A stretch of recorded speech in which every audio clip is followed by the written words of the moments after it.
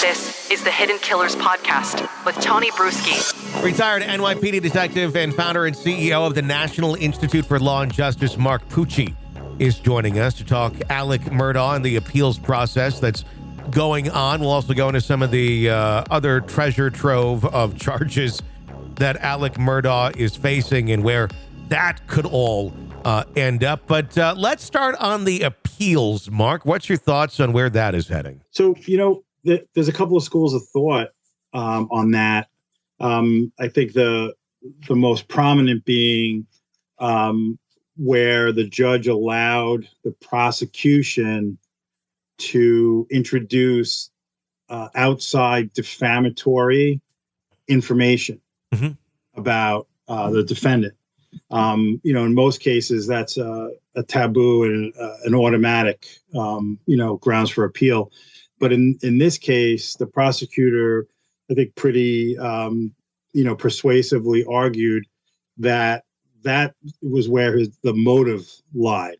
Where these murders would, ultimately, or he hoped they would ultimately distract from this impending, financial doom and career ending, thefts. Sure. So it seems like there's enough of a ground there, but there is precedent, pretty substantial precedent, in the past where that could be grounds for an appeal and sometimes, overturning of the verdict. Is it grounds for appeal when Alec flat out admitted to all of the character assassination, essentially? But it was true. I mean, he said it flat out. I did these things. I wasn't right. I'm ashamed of it, but I did that. When you have the defendant getting behind that, is that still in that same arena, or does that put a different spin on things? Well, I think that's why this is such a unique circumstance. Because a lot of times that would be, as you're pointing out, there would be a resistance and an objection or repeated objections in this. But actually allowing him to, literally admit and say, yep, I lied to that one. Yep, lied to that one. It does definitely create, a little more of a caveat and definitely some very, very deep gray areas, in the interpretation of the law there. How do you think this is going to affect his next trials, the financial crimes trials, considering everything he's already admitted to in the murder trial? It's funny. I was talking to a colleague the other day, and we almost said, they can just present, the actual video and audio recordings from this trial. Yes. And just say the prosecution rests. Yeah, exactly. That's exactly what I've been saying. I'm like, press play, and then, all right, no further questions. We're done. Yeah. Why mess with success and perfection? Exactly. That really, it feels like that could almost be done. But is that in reality what can be done, or does this have to be argued further than his already admissions that he's made?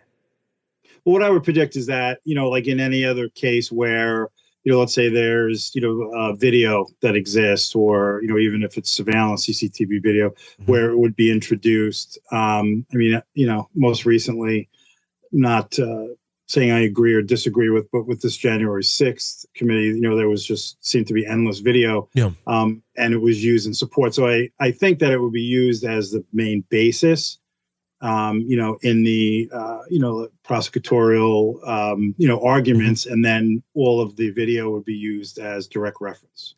At the end of the day, the likelihood of him being found guilty on these charges is probably very, very steep. As far as penalties for something like this, because it is another a criminal case, he has no more money, really, it appears to be giving out. I know there was some inheritance that was given, but from what I understand, some of that can't be touched criminally or civilly. Can you give any insight into that? Because that seems a little bit confusing as to what even the point of this is at some area where what more are you going to get from this man? Yeah, so generally anything that would be commingled would be very, very difficult to to uncommingle it, and then determine which portion of the monies or directly attached to him, and any kind of ownership to the others. I mean, the only thing that I could think is possibly anything that's exclusively in his name, more in a future tense, almost like a lien, in perpetuity, maybe even if his life insurance is still in full force, if that hasn't been, disqualified or canceled, on various, various reasons. So it might be something where, you'd be waiting, at the morgue to collect the death certificate, and then file to attach to any of the monetary assets. Then I know he cannot profit from a book or anything like that. Should he give interviews or do anything of that nature? If someone else were to try and sit down and do an interview with him, or profit in some way, shape, or form from the material that they gather directly from him, could that sort of material or profits be used or be basically seized and used towards fulfilling some of the lawsuits that are against him? It's not 100% my area of expertise, but I would say, in the fact that even though the person who, let's say, is going to author or have the publishing rights to those, manuscripts or recordings, is not directly related, there's still a disinterested third party, within that. So again, there's very, very skilled attorneys out there that could possibly, create a connector or some sort of, a conduit to that. But I think that would be pretty difficult. It's just very bizarre how, and I do wonder how much more we're going to see in this case as far as other members of the family or people in the circle being charged with crimes. Any thoughts on that? Yeah, I mean, been obviously reading and really just trying to immerse myself in, as much as is publicly available.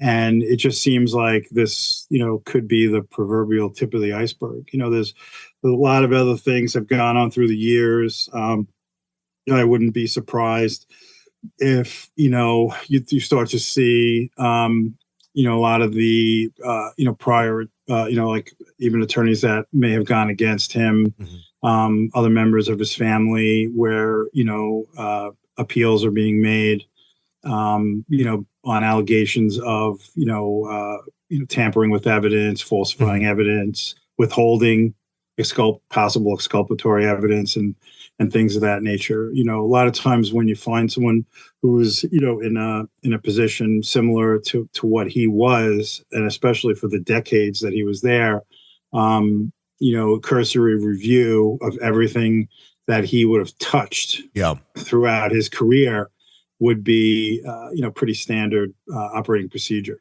I would think almost any time that he said to any person, I have a perfect attorney for you, and recommend somebody, which he did several times that we know of, and God knows how many times it happened that we don't know of, for his own gain or his own protection, I'd be looking very closely at every single one of those cases and why Alec made a specific recommendation for anyone.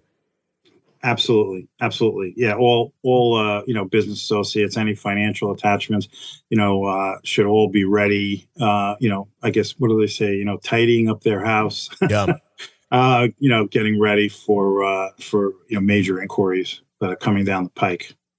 This is an examination of the hidden human condition. This is the Hidden Killers Podcast. The Hidden Killers Podcast. With Tony Bruschi. Mark Pucci, retired NYPD detective and founder and CEO of the National Institute for Law and Justice. Thank you for joining us and giving us your insight. We do appreciate. Mark's going to be on again in just a little bit, so press subscribe. We're going to be talking about the Daybells and where it's going to be going from here. What on earth is the defense going to try and raise to defend Lori Daybell?